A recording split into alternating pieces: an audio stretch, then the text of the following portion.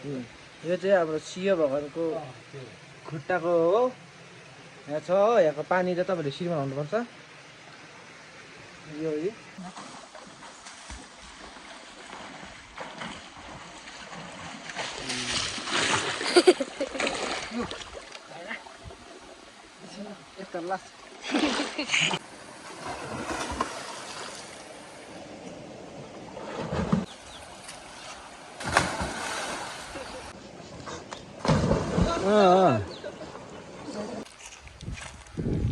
कस्तो भएछ त अन्त? कस्तो अरे खोला खेल्नु गएको र हामी चाहिँ यसो खोला खेल्नु जाँदैछौँ होइन। र आज यस्तो मजाले घाम लागिरहेको छ र अलिअलि खोला खेल्दै आज तपाईँहरूलाई देखाउँदैछु खोला खेलेको। पौडी खेल्नुपर्छ, हल्का हल्का माछा मार्नुपर्छ, जाली बेगमा छ अहिले सबै देखाउने। माछा छ भने चाहिँ हेर्दै गर्नुहोस् होला गाउँघरको लाइफ। गाइस हामी अलमोस्ट आइपुग्न आँट्यो हो। यस्तो छ बाटो चाहिँ।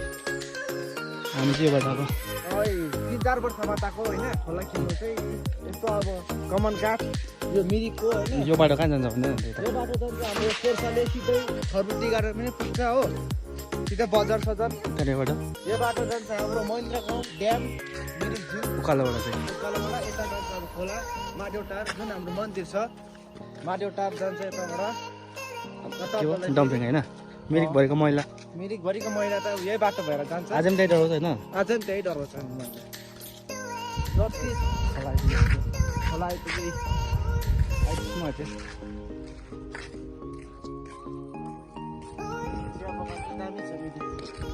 यस्तो नेचुरल ब्युटी हेर्नुको लागि चाहिँ भाग्यमा लेखेर आउनुपर्छ है। यो पानी चाहिँ कहाँबाट आएको भन्दा चाहिँ यो पानी चाहिँ माथि झिलबाट आएको, मिरिक झिलबाट। अन्त यहाँ चाहिँ माडेउटार धाम छ, अलिकति रहेछ यहाँ चाहिँ जानिन्छ।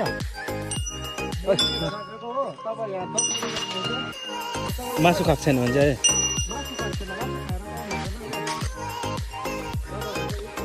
यहाँबाट चाहिँ कताबाट जान्छ? यो तलबाट खोला चाहिँ होला, अलिक तल होला।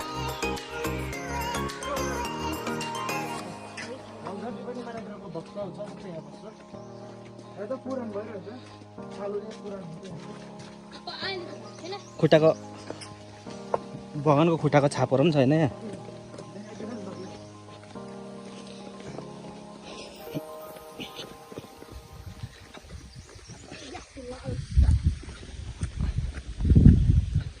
शिवरात्रि पूजाहरू चाहिँ यहाँ डरलाग्दो हुन्छ। शिवरात्रि पूजा भयो, अब पुराण भयो होइन, सबै राम्रो हुन्छ। यहाँ त अब भगवानको खुट्टाको छापहरू छ नि त शिवको।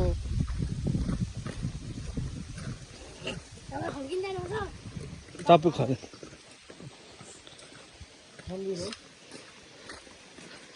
र होम चाहिँ उहाँ जला छ हो, यहीँ मुनि खोला छ।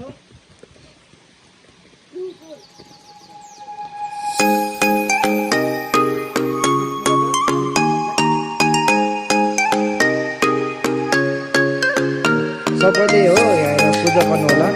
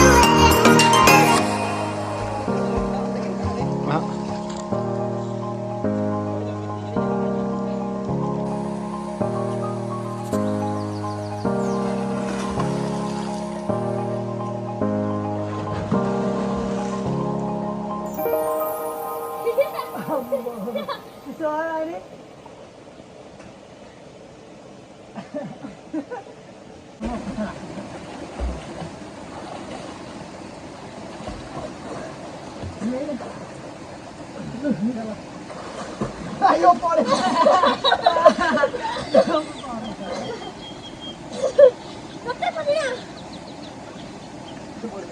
होइन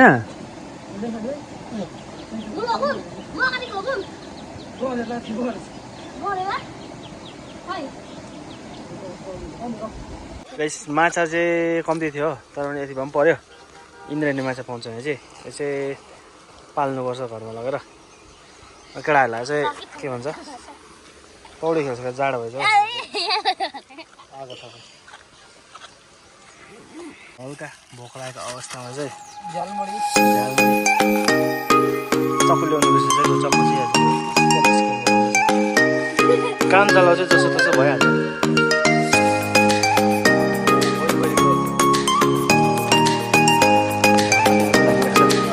खोला खेल्ने दिन चाहिँ भइरहेको छ